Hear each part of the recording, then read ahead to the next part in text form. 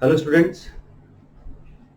एक काफ़ी important topic मैं डिस्कस कर रहा हूँ जो बायोटेक्नोलॉजी के बायोटेक के एप्लीकेशन में भी ये आपको पढ़ना होता है कि आरएनए इंटरफेरेंस टेक्निक क्या होता है। What is RNA interference technique? ठीक है। बेसिकली ये जो आरएनए इंटरफेरेंस टेक्निक है ये एक तरह का प्रोसेस है जिसमें कुछ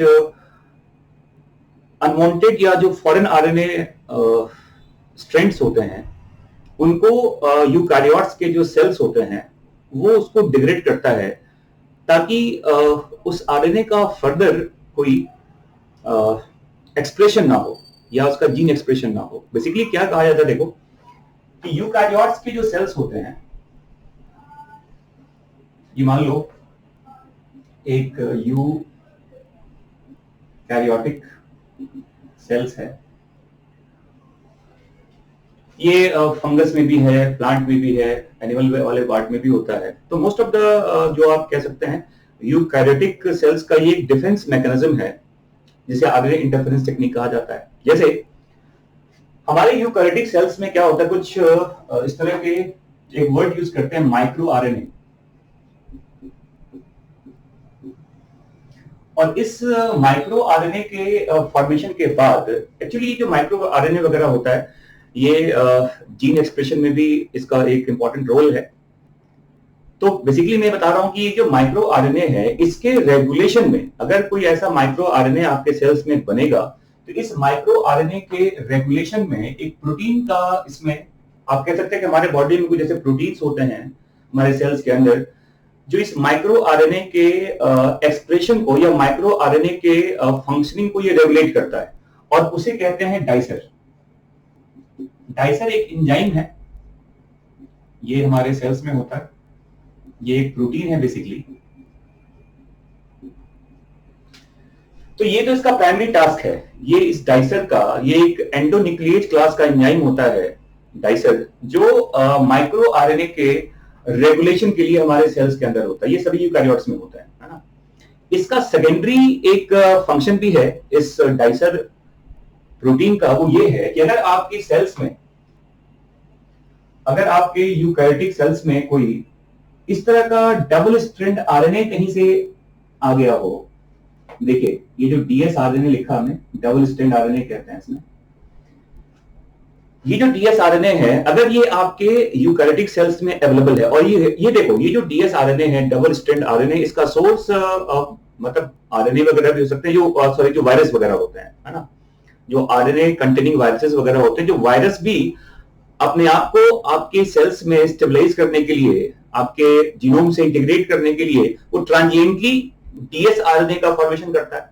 तो ये जो डीएस आरएनए का सोर्स है, या तो ये वायरसेस वगैरह होते हैं, या फिर देखो जो ट्रांसपोजोन्स वाले जो पार्ट होते हैं, आपने पढ़ा होगा एक टर्म ट्रांसपोजोन्स, जो ट्रांसपोजोन्स होते हैं जिसे जंपिंग जीन भी कहते हैं, ये ट्रांसपोजोन्स जो होते हैं ये अपने,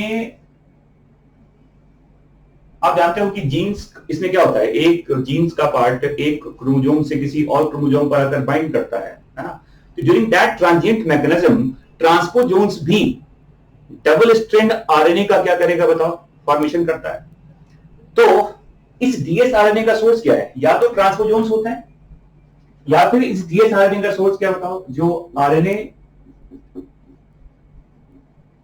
कंटेनिंग वायरस वगैरह होते हैं। तो ट्रांसपोजोन्स तो हमारा एक इंटरनल पार्ट हो गया ना, ट्रांसपोजोन जो जंपिंग जीन कहते हैं, ये एक ये जीन का ये सेगमेंट होता है जो एक प्लेस से दूसरे प्लेस में क्या होता है, अटैच होता है, and during that attachment process transposons also form double strand RNA. और अगर ट्रांसपोजोन्स अपने जीन को एक पार्ट से दूसरे पार्ट पर अटैच करेगा तो ये एक म्यूटेशन की तरह वर्क करता है, और ये म्यूटेशन हमारे लिए हार्मफुल भी हो सकता है।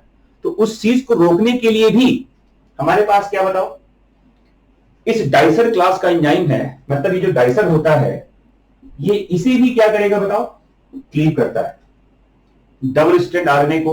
और इस आरएनए का सोर्स क्या हुआ हमारे सेल्स में, या तो ट्रांसपोजोन्स, जिसे मोबाइल जेनेटिक एलिमेंट भी लिखा जाता है, आपके एनसीईआरटी में लिखा हुआ है मोबाइल जेनेटिक एलिमेंट, या फिर हमारे जो कुछ हम जिसे कहते हैं आरएनए कंटेनिंग वायरसेस, ये भी एक सोर्स है किसका बताओ, डीएसआरएनए का।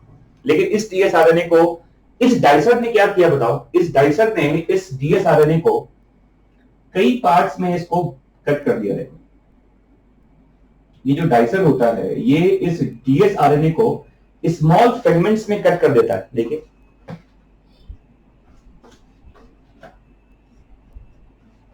ये क्या बन गया, स्मॉल फ्रेगमेंट्स।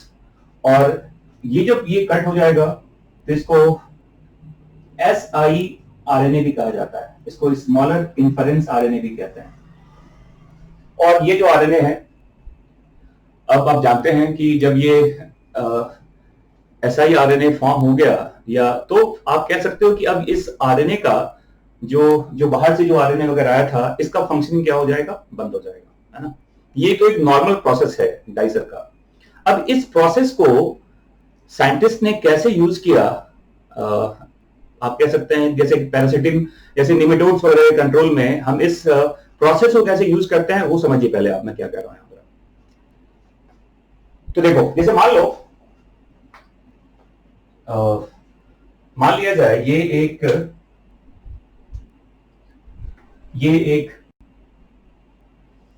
मान लो ये प्लांट सेल है, मान लिया जाए ये एक क्या है बताओ, ये एक प्लांट सेल है। और हम इस प्लांट को निमेटोड्स के इन्फेक्शन से इसे बचाना चाहते हैं। निमेटोड्स जानते हैं आप, ये काफी एबंडेंट पैरासाइट है सॉइल का। Most abundant parasite of the soil is the nematodes. और आपके एनसीईआरटी में एक टर्म यूज किया गया है, मेलोडीगाइनी इनकॉग्निशिया। ये एक निमेटोड है जो काफी सारे यूकैरियोटिक प्लांट्स को ये इन्फेक्ट करता है। तो हमें अगर इस एक प्लांट सेल को निमेटोड के इन्फेक्शन से बचाना है तो हम ये कैसे करेंगे, ये इसका पूरा मैकेनिज्म क्या है वो समझिए पहले आप। तो मान लो अगर आप निमेटोडा की बात करें तो आप जानते हो कि निमेटोड को अगर किसी प्लांट में अपने आप को स्टेबल करना है या प्लांट को इन्फेक्ट करना है, तो निमेटोड के अपने कुछ इंपॉर्टेंट जीन्स हैं, वो कुछ प्रोटीज वगैरह होता है जो निमेटोड को पैरासिटिज्म में हेल्प करता है। मतलब निमेटोड को अगर प्लांट में इन्फेक्ट करना है तो निमेटोड्स अपने कुछ हाउस कीपिंग जीन्स जो होते हैं, जो निमेटोड के सर्वाइवल के लिए और उसके इन्फेक्शन के लिए जरूरी होता है, तो हमें क्या करना है देखो, तो हमें निमेटोड के उस जीन्स को निकालना है। देखिए ये है, देखो Nematoda gene that express some kind of protease, and that protease helps in parasitism.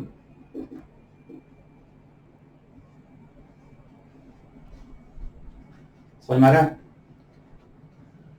और अगर आपने इस निमेटोड के इस जीन को साइलेंस कर दिया या इसके इस जीन के एक्सप्रेशन को चेक कर दिया तो क्या होगा, आपके प्लांट में निमेटोडा का इन्फेक्शन भी नहीं होगा।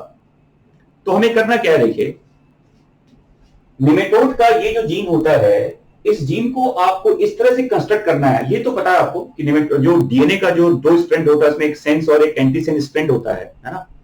तो हमें इस निमेटोड के जीन को इस तरह से कंस्ट्रक्ट करना है। हमें ये याद रखिएगा, हमें इस निमेटोडा के इस जीन को साइलेंस करना है, इसके एक्टिविटी को चेक करना है। तो देखिए आप इस निमेटोडा के जीन्स को इस तरह से कंस्ट्रक्ट करो। आप जानते हैं इसमें ये एक सेंस स्ट्रैंड होता है, इसको एंटी सेंस स्ट्रैंड कहते हैं, है ना। और ये इस तरह से कंस्ट्रक्ट किया गया है कि ये प्लांट के सेल्स में जब ये पहुंचेगा ये जीन, तो इस दोनों ही जीन का क्या होगा, ट्रांसक्रिप्शन। दोनों जीन का क्या होगा, ट्रांसक्रिप्शन। समझ में आ रहा है? तो देखिए अब क्या होगा यहां पर, जैसे ये देखो आपको ये तो पता है, आपके बुक में भी लिखा गया है कि इस तरह के डीएनए को प्लांट के सेल में ट्रांसफर करने के लिए हमने यूज किया एक वेक्टर को, जिसको आप टीआई प्लाज्मिड कहते हैं।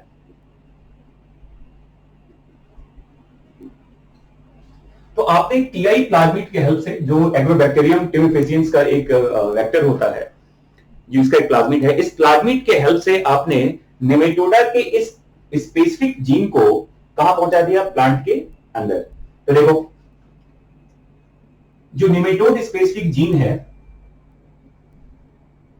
ये कहां पहुंच गया? प्लांट सेल के अंदर। और मैंने पहले कहा कि अब ये जो डीएनए का जो सेगमेंट होता है, जब इसका क्या होगा? ट्रांसक्रिप्शन। क्या होगा इसका? ट्रांसक्रिप्शन। तो देखिए, ट्रांसक्रिप्शन के बाद आप देखोगे कि अब यहां पर दो तरह का स्ट्रैंड बनेगा इसमें। देखिए,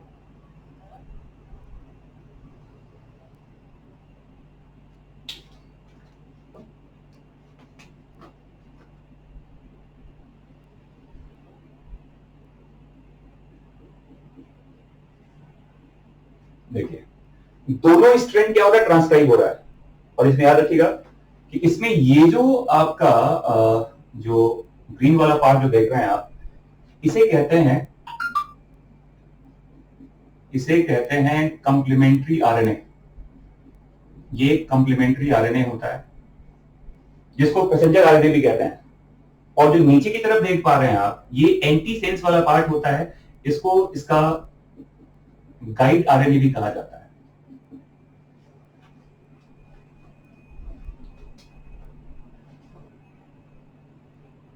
ठीक है, तो अब देखो, दोनों स्ट्रैंड क्या हो गया बताओ? ट्रांसक्राइब हो गया, सेंस वाला भी और एंटी सेंस वाला भी। अब जब ऐसे पार्ट पे, जब ये अब देखो, ये एक डबल स्ट्रैंड आरएनए बन गया। यहां पर इसे क्या कह दिया आपने? इसे कह दिया आपने डीएस आरएनए। इसे हमने कह दिया डीएस आरएनए। अब ये जो डीएस आरएनए है, ये प्लांट सेल में क्या हुआ? इस पे भी अब डाइसर का एक्शन होगा। और अब ये देखो, कई सारे स्मॉलर पार्ट में ये कट हो गया। देखिए ऐसे,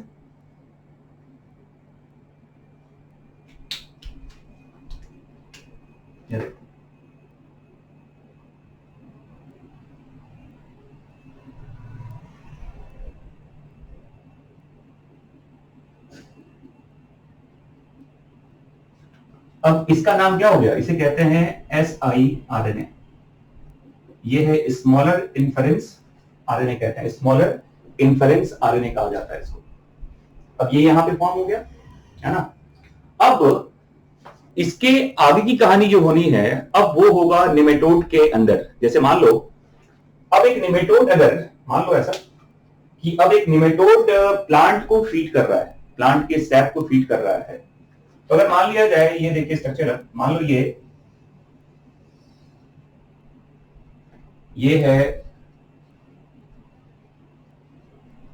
निमेटोडा का ये पार्ट, मान लो निमेटोडा का ये सेल है क्या। अब अगर ये स्मॉलर इन्फरेंस आरएनए कहां पहुंच गया? निमेटोड के अंदर। ये देखिए अब यहां पर ये हो गया कंप्लीमेंट्री आरएनए, और नीचे हमने बना दिया किसका? देखो, ये गाइड आरएनए है। अब क्या होता है? देखो, इस तरह के स्मॉलर इन्फरेंस आरएनए के ऊपर एक दूसरे तरह के प्रोटीन का एक्शन है। देखिए, अब इस पे क्या होगा? देखो, एक प्रोटीन है रिस्क, इसको आरएनए इंटरफेरेंस साइलेंसिंग कॉम्प्लेक्स कहते हैं।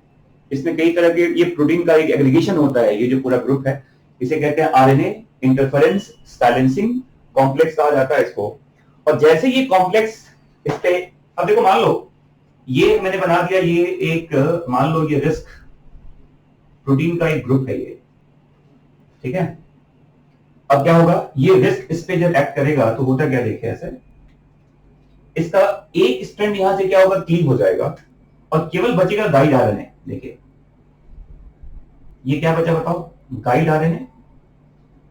और इस गाइड आरएनए के साथ इसमें क्या अटैच है बताओ? Risk complex. देखो ऐसे, तो रिस्क ने क्या किया? इसके एक कंप्लीमेंट्री आरएनए को यहां से कट कर दिया, रिस्क ने क्या किया, एक उसका जो कॉम्प्लीमेंट्री आरएनए था उसे क्लीव कर दिया, और ये क्या बन गया बताओ, अब ये है, देखो ये पूरा कॉम्प्लेक्स क्या हो गया, ये है single strand RNA plus risk. ये समझ में आ रहा है? अब ये फॉर्म हो गया। अब ये कहां है बताओ, निमेटोड्स के अंदर। अब देखो क्या होगा, अब ये निमेटोड जब अपने इस पर्टिकुलर जीन को एक्सप्रेस करना चाहेगा, तो निमेटोड का जो हाउस कीपिंग जीन्स है जिसके हेल्प से वो प्लांट को इन्फेक्ट करता है, प्लांट में पैरासिटिज्म को वो कंट्रोल करता है बेसिकली। तो जैसे ये निमेटोडा अपना एक स्पेसिफिक जीन को एक्सप्रेस करेगा, उसका क्या बनाएगा, एमआरएनए। तो देखो क्या होगा, ये जो यहां पे आप देख रहे हैं, ये क्या होगा, जैसे मान लो निमेटोड्स ने क्या बनाया, अपना एमआरएनए। ये है निमेटोडा एमआरएनए। क्योंकि ये तो आप जानते हैं जीन एक्सप्रेशन होगा, तो निमेटोड स्पेसिफिक जीन, अब जो इसके निमेटोड का नेचुरल पार्ट है, तो निमेटोडा ने जो अपना एमआरएनए बनाया, उस एमआरएनए के साथ ये पूरा कॉम्प्लेक्स क्या करेगा बताओ, रिएक्ट। क्योंकि ये इसका कॉम्प्लीमेंट्री कॉपी होता है, जो रेड वाला पार्ट आप देख रहे हैं, जो गाइड आरएनए होता है, वो गाइड आरएनए से क्या करेगा बताओ, इससे इसका कॉम्प्लीमेंट्री पार्ट है ये इसे हाइब्रिडाइज करता है, और हाइब्रिडाइज करने के बाद क्या होगा, इस रिस्क में कई तरह के क्लास के प्रोटीन्स होते हैं जो क्लीव करता है, जो कट करता है। ये रिस्क क्या करेगा, इस एमआरएनए को अब कई फ्रेगमेंट्स में इसे क्या करेगा, वो कट कर देगा। तो ये क्या हो गया बताओ, ये है, ये क्या हुआ, इसे कहते हैं फ्रेगमेंटेशन ऑफ क्या हो गया, एमआरएनए। और अगर एमआरएनए फ्रेगमेंट हो गया तो क्या होगा, नो फर्दर ट्रांसलेशन, इसका ट्रांसलेशन अब पॉसिबल नहीं है ना। और ये याद रखिएगा, ये जितने ये छोटे वाले एमआरएनए बनते हैं, या जो आरएनए का जो छोटा सा फ्रेगमेंट बनता है, ये फ्रेगमेंट फिर से एक डबल स्ट्रैंड आरएनए ये बनाता है, और कंटिन्यूअसली, क्योंकि आप जानते हैं ये जो स्मॉलर इंफेरेंस जो ये आरएनए का पार्ट होता है, ये जेनेटिकली इनहेरिट भी होता है। तो निमेटोडा टू निमेटोडा ये पार्ट क्या होगा, ट्रांसफर होता जाएगा, और जहां जहां ये जीन जाएगा, ये कॉन्टिन्यूअस ये एक इफेक्ट होता है, और वो निमेटोड के जो स्पेसिफिक जीन है, जो प्रोटीएज वगैरह होता है, उस प्रोटीएज के जो एमआरएनए होते हैं उसे ये क्लीव करता रहेगा, और ये निमेटोड सर्वाइव नहीं करेगा। मतलब ट्रांसलेशन अगर रुक गया, ये मैंने पहले भी कहा कि ये एक हाउसकीपिंग जीन्स का ट्रांसलेशन रुक चुका है यहां पर, और अगर ट्रांसलेशन नहीं होगा तो निमेटोड का भी सर्वाइवल मुश्किल है। तो क्या होगा बताओ, इससे क्या होगा, डेथ ऑफ निमेटोडा। ये जो नाम है risk, RNA interference silencing complex, ये नाम याद रखिएगा। और देखो ये भी क्या याद रखिएगा, कई बार ये जो सिंगल स्ट्रैंड आरएनए रिस्क के साथ कंबाइन करता है, ये कई बार मतलब सेल्स के अंदर जो न्यूक्लियस का पार्ट है, न्यूक्लियस के अंदर भी ये पूरा ग्रुप ट्रांसफर कर जाता है, और ये उस जीन के प्रोसेस को भी रोक देगा, या आप कह सकते हैं वो ट्रांसक्रिप्शन को भी चेक कर देता है जो आरएनए का फॉर्मेशन करता है। कहने का मतलब ये देखो, ये ऐसा नहीं है कि आरएनए इंटरफेरेंस टेक्निक केवल ट्रांसलेशन को चेक करता है। मैं क्या बोल रहा हूं, देयर इज टर्म कॉल्ड रिक्स।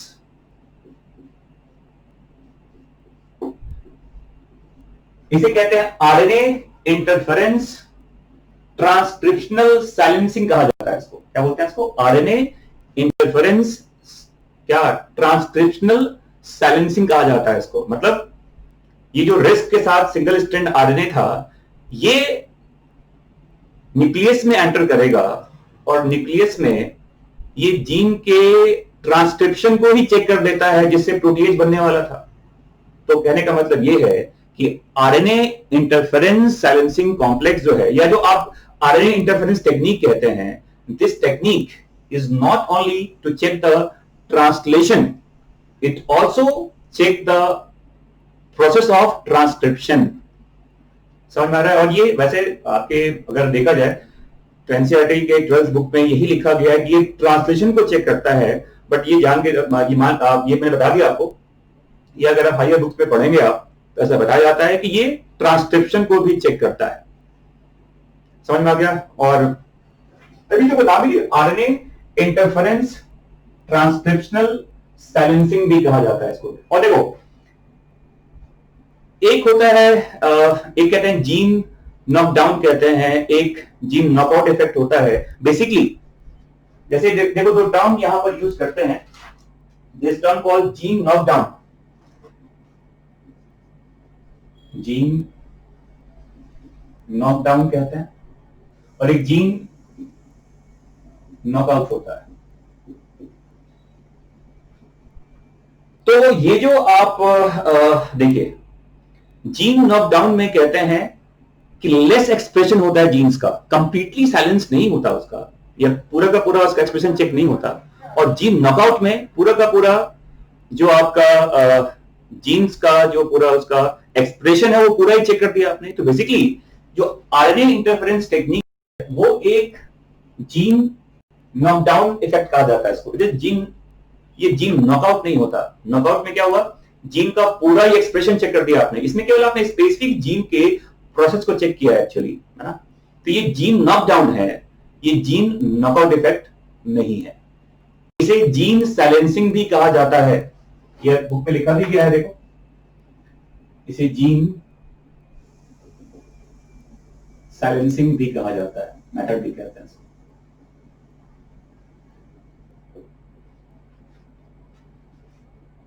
ठीक है ना। तो यही है आरएनए इंटरफेरेंस टेक्निक, जो एक काफी कह सकते हैं इंपॉर्टेंट टेक्निक है प्लांट को नेमेटोड्स के इन्फेक्शन से बचाने के लिए। और भी कई सारे, देखो आरएनए इंटरफेरेंस टेक्निक केवल प्लांट्स में यूज नहीं होता, इवन कहते हैं जो किसी भी मैकेनिज्म में जहां आरएनए के फंक्शनिंग को आप इंटरफेयर किया, इवन जो एंटीसेंस आरएनए टेक्निक होता है, ये भी जैसे कैंसर वगैरह ट्रीटमेंट में यूज करते हैं उसको, वो भी एक आरएनए इंटरफेरेंस टेक्निक ही है। तो ये काफी एक इंटरेस्टिंग और बिल्कुल एक नया एक कह सकते हैं बायोटेक का ये एप्लीकेशन है, जिसको वाइडली आजकल हम प्लांट्स वगैरह के इन्फेक्शन को चेक करने के लिए ये प्लांट में यूज कर रहे हैं। ठीक है। और आपकी बुक में लिखा हुआ है the very known nematode Meloidogyne incognita, जिस नेमेटोड को जो यूकैरियोटिक प्लांट्स को काफी रूट नॉट डिजीज आपने पढ़ा होगा जो प्लांट में ये कॉज करता है, उसको कंट्रोल करने के लिए आप इस टेक्निक को यूज करते हैं। समझ में आ गया? और ये भी लिखा हुआ है कि ये एक जनरल डिफेंस टेक्निक है यूकैरियोट्स का, ये एक काफी इंपॉर्टेंट डिफेंस मैकेनिज्म है जिसके थ्रू ये किसी भी फॉरेन आरएनए को उसके इफेक्ट को कम करता है। अब ये आरएनए मैंने कहा फॉरेन आरएनए कहां से आएगा, या तो ये वायरस के थ्रू आता है बॉडी में, या फिर जो हमारे ट्रांसपोजोन्स होते हैं जो जंपिंग जीन्स हैं, ये भी अपने आप को ए टू बी ट्रांसफर करने के लिए ट्रांजिएंट टाइम के लिए ये डबल स्ट्रैंड आरएनए का फॉर्मेशन करता है। और उसे भी चेक करना है, क्योंकि ट्रांसपोजोन्स अगर ज्यादा अपने आप को ट्रांसफर करेगा तो ये म्यूटेशन क्रिएट करेगा, और म्यूटेशन भी हमारे सेल्स के लिए क्या बताओ हार्मफुल हो सकता है, तो उसको भी रोकना होता है। तो फॉरेन आरएनए भी है और इंटरनल सोर्स ऑफ आरएनए भी होता है, और दोनों को कंट्रोल करने के लिए हमारे पास ये एक नोवेल मैकेनिज्म है जिसको आप आरएनए इंटरफेरेंस टेक्निक कहते हैं। होपफुली आपको ये वीडियो समझ में आया होगा। और थोड़ा सा एनसीईआरटी में जो लैंग्वेज है वो थोड़ा कंफ्यूजिंग है, तो ये मेरे ख्याल से अब आपके समझ में आ गया होगा कि नेमेटोड के एक स्पेसिफिक जीन्स को इस तरह से कंस्ट्रक्ट किया गया कि उसका सेंस एंटीसेंस दोनों ही अपने आप को ट्रांसक्राइब करे, और ऐसे जीन्स को टीआई प्लाज्मिड के हेल्प से, टीआई प्लाज्मिड बेस्ड ये ट्रांसफर होता है, जिसे आपने कहां पहुंचा दिया, प्लांट सेल्स के अंदर। और उसके बाद का पूरा मैकेनिज्म क्या है ये आपको मैंने पहले बता दिया है। ठीक है। That's all for RNA interference technique. Thank you.